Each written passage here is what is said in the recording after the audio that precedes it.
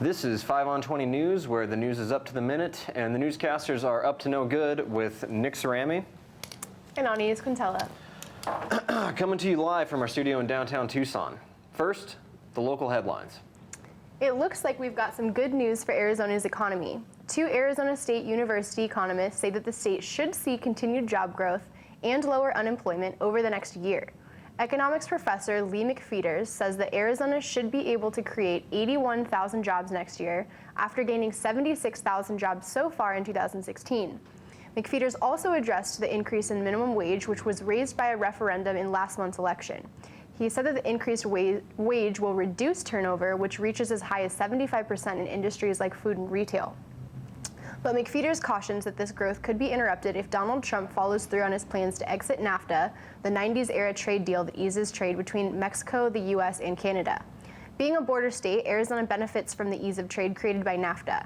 McFeeters also said that the state could be negatively impacted if the Affordable Care Act is eliminated as Trump promised. So basically, McFeeters' conclusions are that Arizona will be great as long as Donald Trump doesn't continue to be Donald Trump. Let's hope for major Trump flip-flops are in our future.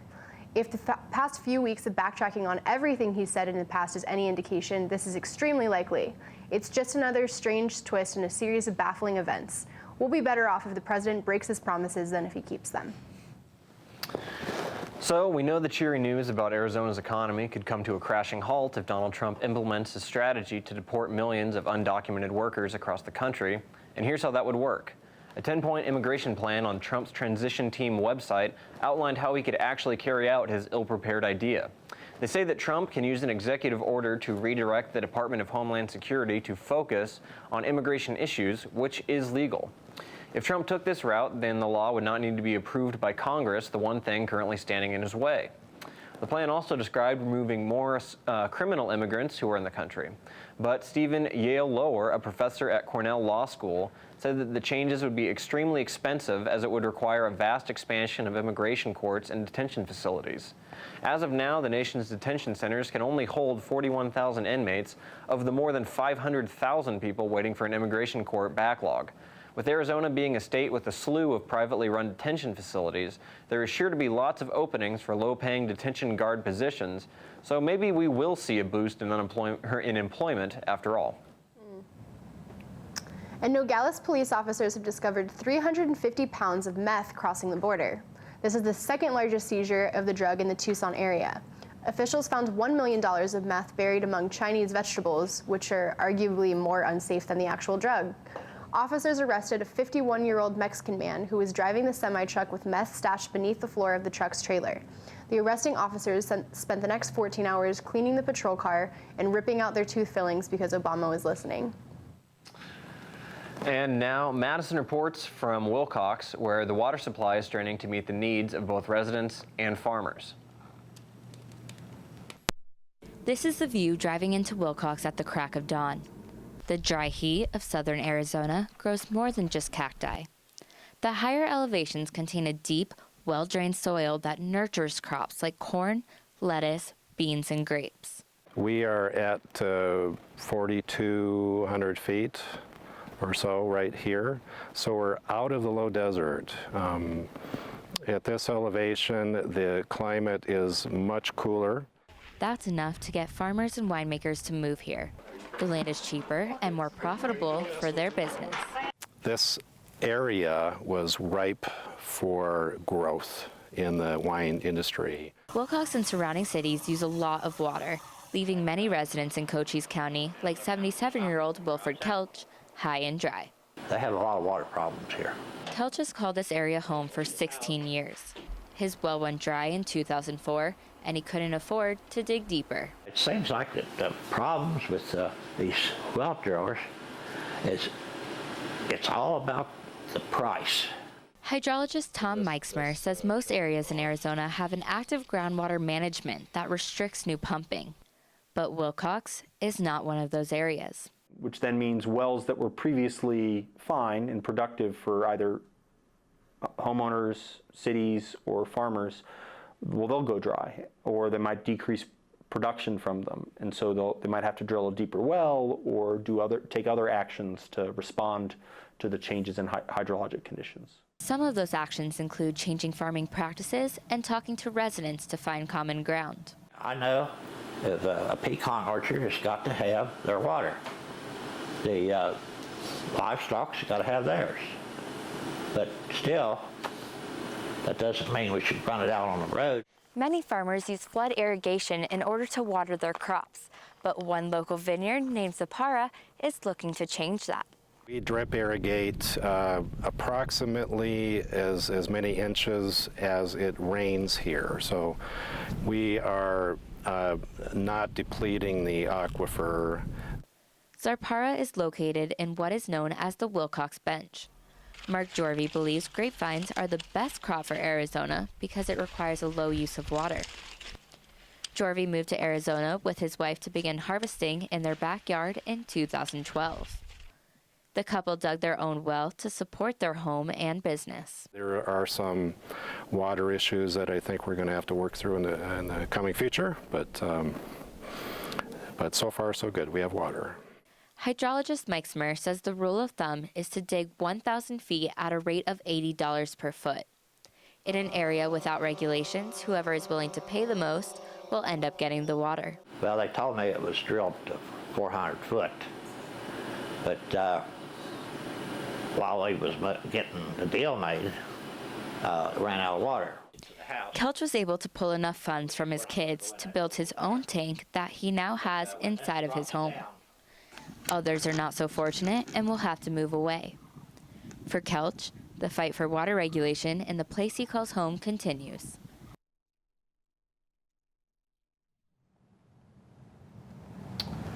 Yesterday evening, Tucson photographer Andrew Brown took this photo to Twitter.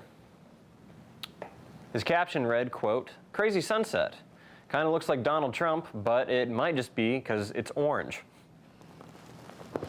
And I wanted to take a moment to talk to you about the program that you're watching right now. Here at 5 on 20, we are undertaking a new kind of citizen journalism. We are going to give you the news as we see it, and we want more people to speak up with us. We need writers, hosts, anchors, camera people, sound people, the whole gamut. The times require a new way of informing ourselves. So join us. Do it. Do it now. Email us at info@creativetucson.org to get involved. And if you think there's a story we're getting wrong, a suggestion about something we need to be covering, a person we should interview, an upcoming event we should be aware of, or any other news tips, email us about that too, info@creativetucson.org. We are here for you, and we want to cover all stories from all points of views, so don't be strangers. And now in national and international news. On Friday night, an artist space called Ghost Ship burnt down in Oakland, resulting in the death of at least 36 people. Today, the warehouse's manager publicly apologized. Ghost Ship manager Derek Almina made an appearance on the Today Show with Matt Lauer and repeatedly said that he was sorry for the devastating fire that began during a dance party. In that interview, Alina refused to answer questions about accusations that the space had unsafe conditions that were known but never corrected. He said, quote, "I'm an honorable man. I'm a proud man. I'm not going to answer these questions on this level. I'd rather get on the floor and be trampled by the parents. I would rather let them tear at my flesh than answer these ridiculous questions." Alina did clarify his relation to the DIY warehouse space. He says he leased the building and then subleased it to artists, running an artists collective out of the structure that has not been zoned for residential use. Almina has been criticized for being callous and unconcerned with the safety of residents. A former resident of Ghost Ship has accused him of, quote, never spending a dime on anything but partying. Almina defended his creation of the collective, saying he and his children slept in the space as well, though they were staying in a hotel on Friday night. The cause of the fire has not yet been identified. So sad.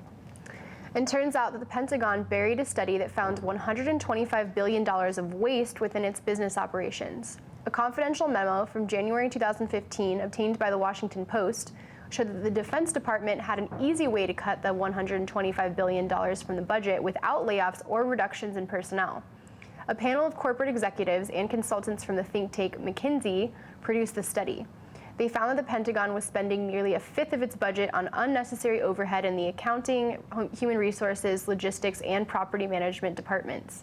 Then the Pentagon's gangsta instincts kicked in.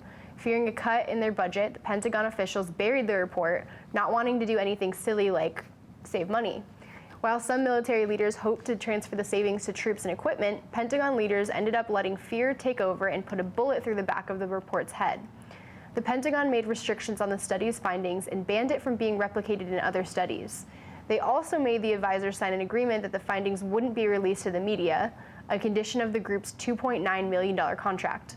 The opportunity for savings came at a perfect time, as the Pentagon will suffer $113 billion in automatic cuts over 4 years if Congress and the president can't come up with any cost-cutting measures.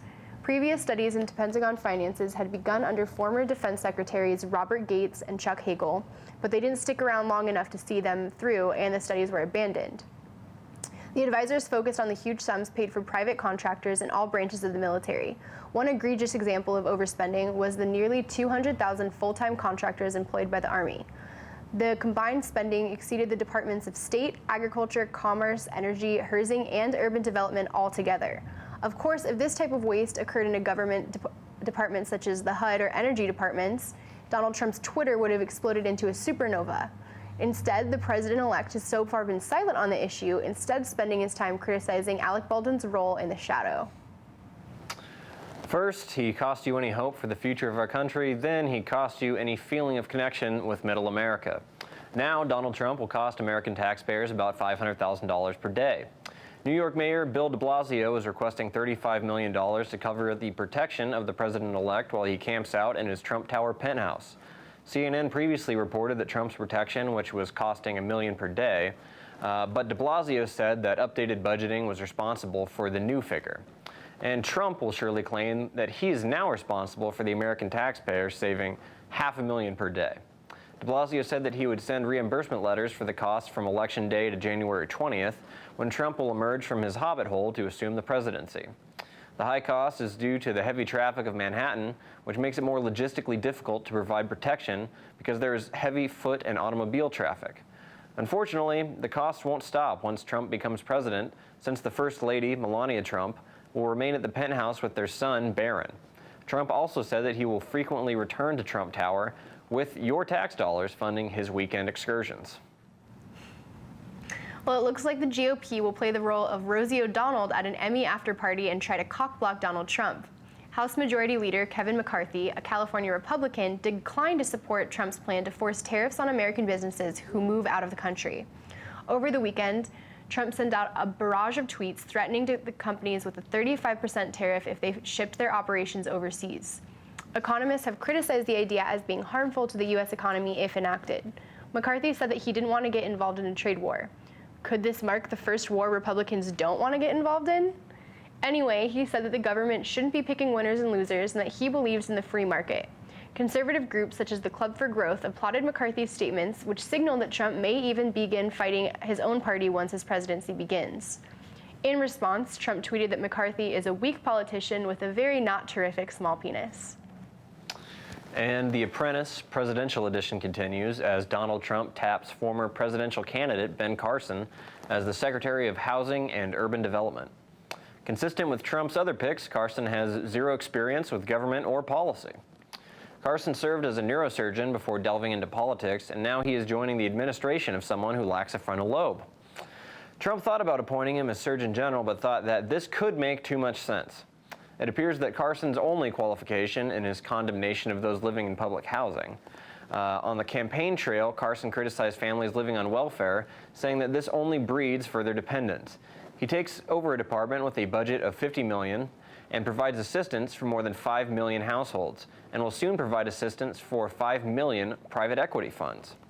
Carson played up the fact that he spent a few years growing up in a Baltimore area housing project when he was young, and said that this makes him a good fit for the job. He added that he also used to play cops and robbers as a child, so he could also run the Justice Department if the president wishes. Trump said he would think about it. Depends on how many episodes are left in this season. The City Council of Portland, Oregon is set to vote on a measure that will tax companies who pay their CEO 100 times more than their workers. The move comes at a time when the SEC will require companies to disclose their CEO's salary for the first time. If passed, the Portland law will be the first of its kind and will likely be replicated in other cities across the country. A similar measure was proposed by the California State Senate in 2014, but failed to meet the supermajority needed to pass. The gap between CAO and workers' salaries has risen sharply since the 1960s when the ratio was 20 to 1. The average ratio now stands at 200 to 1. City Commissioner Steve Novick introduced the proposal. It would levy an additional 10% tax on companies who exceed the 100 to 1 ratio and 25% for ratios of 250 to 1. Novick said that he is 95% sure that the proposal will pass. That's great, but I think that the proposal might just languish in court when dark money floods in to appeal the law. But the West does continue to put the rest of the country to shame, with California, Washington, and Oregon passing a laundry list of progressive laws in the past few years, from easing marijuana laws to raising the minimum wage. Look on the bright side, we're only a 5-hour drive if the West Coast succeeds. The United States is attempting to negotiate with Russia to withdraw from Syria. The Russian government, in its usual tender mood, released a statement saying that any rebels who remain in eastern Aleppo would be considered terrorists and would be dealt with as such. The negotiations follow a week where Russia helped Syria mercilessly bomb Aleppo into rubble, leaving only one hospital operating in what was once Syria's largest city. Secretary of State John Kerry broke off talks with Russia earlier this year when Russia airstrikes increased, but the U.S. has continued speaking with Vladimir Putin in hopes of ending the 5-year-long civil war. They are hoping that they can at least strike a deal that would permit U.S.-backed rebels to safely leave Aleppo without incurring Putin's wrath. However, the chances weren't looking good. On the same day, Russia and China vetoed a UN-backed truce in Syria. Russia claimed that the UN violated their own rule of allowing countries 24 hours to consider the final wording. Putin reportedly objected to the specific wording in the agreement that reads, "Don't kill anyone, Vlad." The U.S. rejected Russia's statements as a false alibi and claims that Russia is further creating chaos in the country.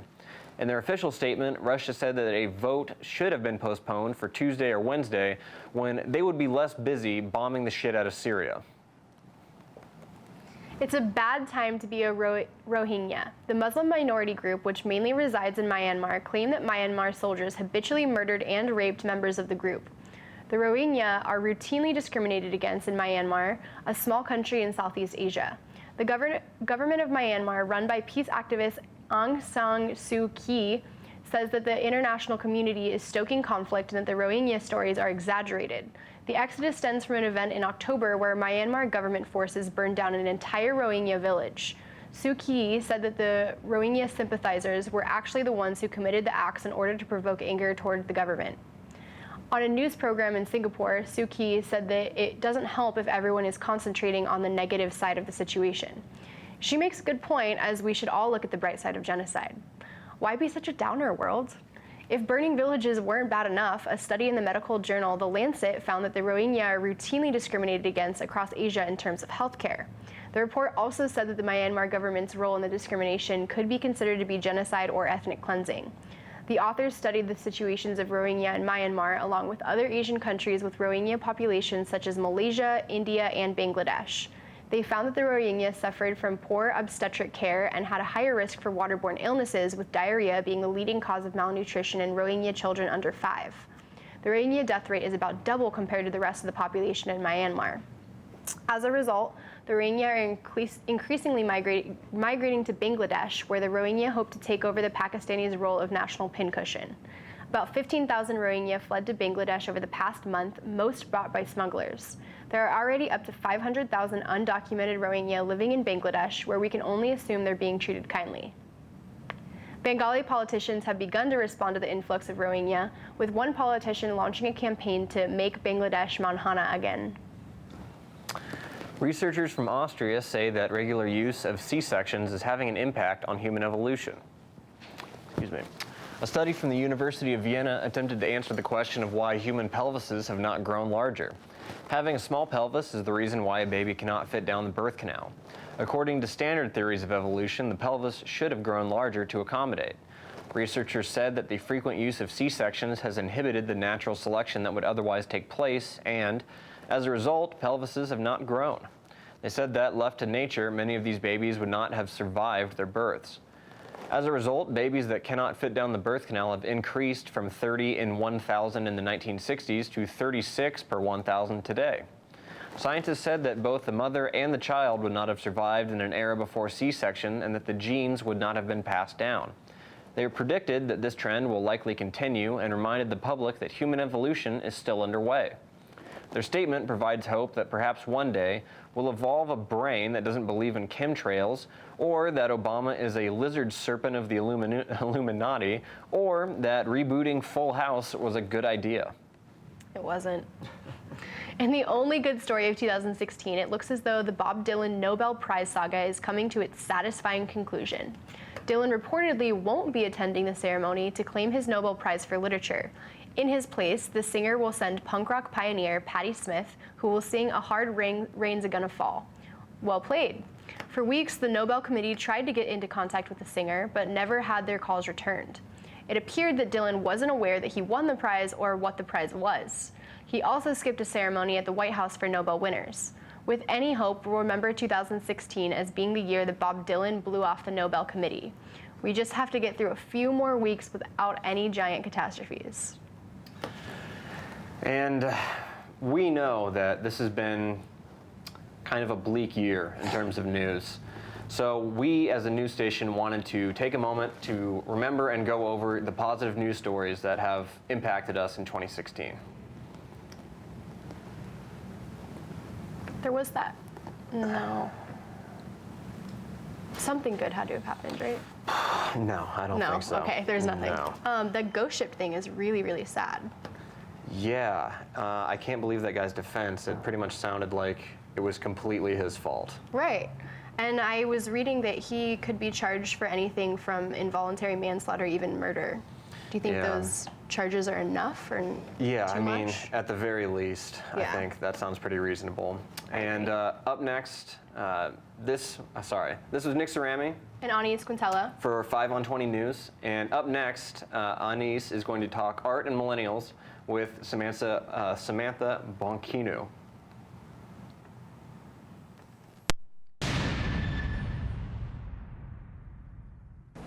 This is Anais Quintella for 5 on 20 News, and I'm here to talk Tucson art. And I have with me Samantha Bonchia. She's a local violinist, and she also curated and was the visionary behind a Generation Why Me art installation. How are you doing today? Good. Thank you for having me. Happy to be here. Yeah. Tell me a little bit about the art installation that you just put on. Absolutely. Generation Why Me was an exhibition or event, show, huge perspective of artists that I curated, and it's taken me about a year to put together. But it featured visual and performance artists all within the millennial generation. And it happened one night only. It was Saturday, October 29th, in an art space that was donated by a local artist, Olivier Mosse. And there were installation sculptures, live tattooing, photographs, 3 bands, a DJ, a spoken word artist. We had someone scheduled to do live hair cutting that evening. It was a huge coming together of people in our generation, yours and mine, millennials. It's really interactive. Yeah, interactive, very much. So that term millennial, it has a pretty negative connotation. I personally don't like it at all. There's a lot of frustration. No, I don't think many of us do. So why did you choose to center the work around millennials? Oh, that's a great question. I think I was really looking for a commonality between millennial artists. So let me just tell you a little bit about how I got inspired to do the show. I think I was driving up to Phoenix for like a baseball game, and on NPR a show came up, and it was a show about our relationship as a society with screens, and it was talking about just infants that were going up to the TV screen and swiping, and that there was this immediate satisfaction that individuals or babies were getting from creating something on technology, the relationship with a screen. I was talking about our identities as individuals being on social media and not, and how this sort of dual identity, what that was creating in terms of like our interactions with each other and our interactions with people digitally. And I really felt like this idea, our relationship with screens, was particular to our generation being maybe the last one that can remember picking up a phone that's connected to the wall, or like dial-in. Did you have that, like AOL? Couldn't be on service? the phone Yeah. at the same time you're Exactly. IMing. No, Yeah, exactly. totally. Though that was a problem, right? Yeah. And no longer is a problem. And so I wanted to see if, how those trends were influencing our work creatively. Like, I think when I think about when I want to create an art piece, I think there's a lot of stimulation involved in your environment. And I think more than ever, our generation takes in all of that stimulation, and I wanted to figure out how that stimulation was affecting their creative process. So I think that's why it was so important for me when I was curating the show to have artists of so many different medias. And there really were. There was string art and Oh, string art, yes, absolutely. We had a string artist. Like I said, we had a photographer. We also actually had a digital film artist as well. She's a student at the Tucson Institute. And she was projecting on the wall outside behind the bands. Right. Right. Yeah. And there was actually an installation, like there was a social media aspect that was built into the show. As I said, it's taken me a year to put together, and about a month before, we had this kickoff promotion event, which was hosted by Thunder Canyon Brewery. I have to say thank you to them. They did an amazing job. They hosted us, and they donated a bunch of the proceeds that night from the kickoff promotion event to the show, which made it possible.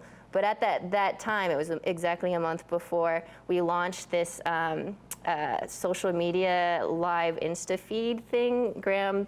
So all the artists from that point on were hashtagging Generation Why Me on Instagram, and it would show up live on this live feed, and we projected that at the show as well. Yeah. So that was like a built-in component.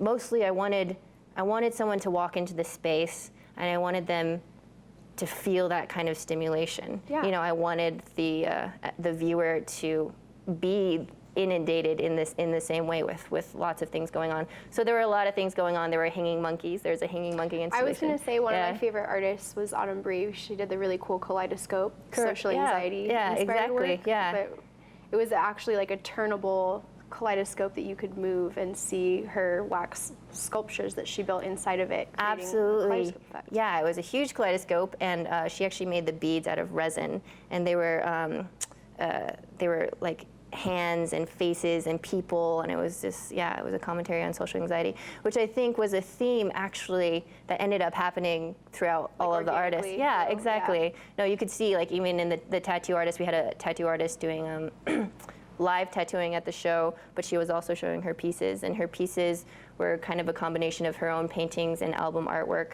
and there was a lot of tension in the pieces between like technology and like landscape and sort of that inundation I think that was a common theme in the show. Did you feel that way? Yeah, definitely. okay. I think it was a really beautiful, positive spin on the term millennial. Because like I said, Oh, there's a lot thank of you. frustration behind that term, but it was cool to see it Right. shown in a more positive, inspiring light. Thank you. Yeah, I think it was almost with some irony that we coined the title of the show Generation Why Me. Right, yeah. Right. It felt ironic. Yeah, exactly. Yeah.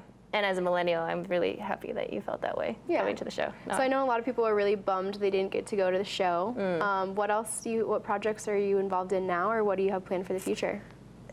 Lots of things. I'm still recovering from the show. Lots of things. I think I'm constantly collaborating in lots of different projects. I play in a lot of different bands around town. Most coming up the soonest is a thing called Chamber Lab that Chris Black curates, and essentially he goes in, he finds bands, and he gets them to compose, these songwriters to compose classical music, and then he performs classical music in non-classical venues. So we have a show at Hotel Congress booked for November 12th, and I actually have one of my own compositions there, and it's a duet for 2 violins. But it's a really great sort of cross-genre way of like getting people to be, just more in the conversation of what's, what is classical music, what is non-classical music, and how can we like bring them together and like find commonality, Cool. Yeah. So that's coming up, and then otherwise, Autumn Bree, actually you mentioned, installation artist, talked about wanting to work with my band to create a live sound wall installation piece for us to play while performing. I mean, we just mentioned it at the show the other night, but it Yeah. sounds like something, you know, I would love to work with. A lot of cross-platform kind of Exactly. evolutions going on right now. Exactly, which is, I think, particularly millennial. Yeah. Yeah, Very cool. yeah. News. This has been 5 on 20 News with Ani Quintella. And Nick Cerami. Thanks for watching. Have a happy Tuesday and stay filthy, Tucson.